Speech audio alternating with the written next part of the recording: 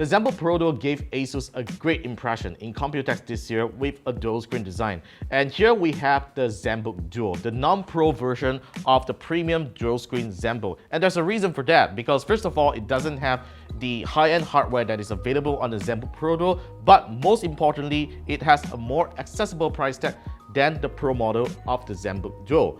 Alright, so the thing is that even though it doesn't come with all the pro-grade hardware right inside here, you don't necessarily need to invest in the Pro model if you're merely looking at this as a productivity machine. So here are my thoughts after using this for a week.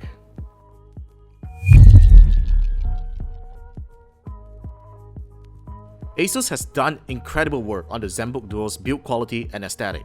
But what's really impressive is the 1.5 kg weight even with a second display built in. Even its 45-watt charging adapter is really portable, which they aren't going to weigh down your bags. Like other ASUS notebooks, the ZenBook Duo has an ergo lift hinge that tilts the device into an ergonomic typing position. Though it also allows some airflow to pass through the bottom to cool down the machine, there's no air intake vents like you find on the ROG Zephyrs. Despite that, the notebook doesn't have any heating issues during my usage. The cooling fan rarely spins even when I have multiple apps and browser tabs running. The keyboard and ScreenPad area remains cool. That's because unlike the ZenBook Pro Duo, the ZenBook Duo is powered by an efficient U-Series 10th Gen Core i7 processor and GeForce MX 250 graphics chip. My unit has 16 gigs of low-power DDR3 RAM and 512 gigs of PCIe SSD storage. You can't upgrade either one of them, and they aren't user accessible too. Port selection on the ZenBook Duo is decent. There's two standard USB 3.1, a USB-C, a full-size HDMI, and a micro SD card slot. I am, however, a little disappointed that the USB-C port doesn't support power delivery charging and Thunderbolt 3, especially the former, which I really appreciate when I can't find a wall socket to charge when I'm working out of the office. The notebook has an IR camera that works pretty well for Windows Hello. The camera quality isn't the best for video conferencing, but it is better than many others. The ZenBook Duo's 14-inch Full HD display covers 100% of the sRGB color space and is validated by Pantone. It is a beautiful display panel that has great brightness and contrast, which users working on graphics and color work will definitely love the color accuracy. However, that can't be said the same for the 12.6-inch ScreenPad Plus panel, where it isn't as bright and vibrant. It is, however, a touch panel that accepts 10-point multi-touch and stylus input. The notebook features Harman Kardon tuned loudspeakers that fire sound through the bottom and the side. Though not an ideal location, it does not disappoint when it comes to audio quality and soundstage, but I wished it could be slightly louder. It took me a while to get used to working on the ZenBook Duo, especially when I've gotten used to the typical laptop working area with a palm rest where the trackpad is located below the keyboard. Since there is no palm rest, you will not feel comfortable using it on your lap, so you are going to need to use it on a table for the best experience. And by doing so, the keyboard offers a great typing experience with great key travel and tactile feedback. I'm actually surprised that I find myself liking the vertical trackpad and prefer it over the typical trackpad location. It feels very natural to just move your hand next to the keyboard to navigate around after typing. Though some users I've shown have find it small, I have no issues using it due to the great tracking precision. The ScreenPad Plus might seem like a gimmick on first impressions, but I begin to appreciate its presence after spending some time with it. My favorite feature is being able to switch between desktops very seamlessly by just pressing one button. As I'm focused on my writing and want to keep track of my emails, I can have Microsoft OneNote open on the main screen and Gmail on the ScreenPad Plus.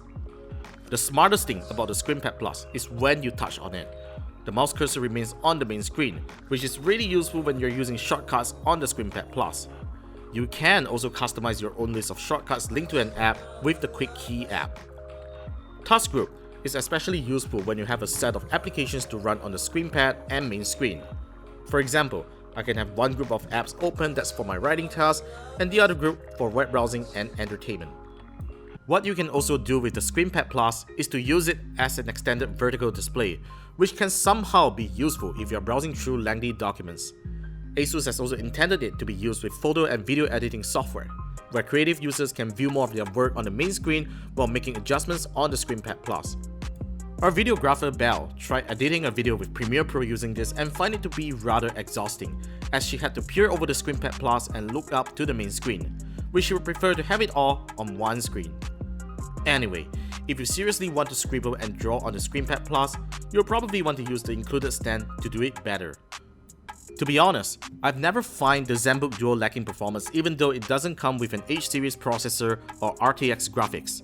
Apart from the fact that AAA game titles wouldn't run well on it, it has great multitasking performance throughout my usage.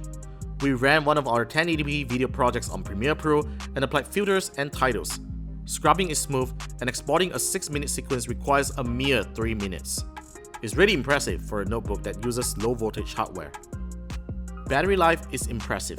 In fact, I was surprised on how I could get up to 8 hours of heavy usage with the second display turned up to full brightness. Otherwise, the only bad thing about the ZenBook Duo is price. At the completion of this review, I haven't gotten the actual retail price for this unit here, but ASUS did reveal to me that they will be pricing this laptop from the price range of 6,000 to 7,000 ringgit, which for what you get right under the hood is pretty expensive. But on the other hand, since you're getting a ScreenPad, it is reasonable and significantly cheaper than the ZenBook Pro Duo. Well, let's put it this way, the ScreenPad is a really useful hardware. I wouldn't call it a gimmick, but it's really useful in my case for productivity wise, and I'm a person who does multitasking on multiple monitors, so I do really appreciate that. But here's another problem as well. If you're a really careless person, if you drop the laptop or whatever, there's no guarantee that this thing would break or not. There's no guarantee on the reliability of it. So you just gotta be extra careful if you want to consider buying this laptop because, you know, if you break it, it could potentially be a really expensive maintenance. Alright, so that's it for my 1-week review of the ZenBook Duo. I really enjoyed using this. Let me know your thoughts in the comment section down below. Subscribe to our channel if you want to see more videos just like this.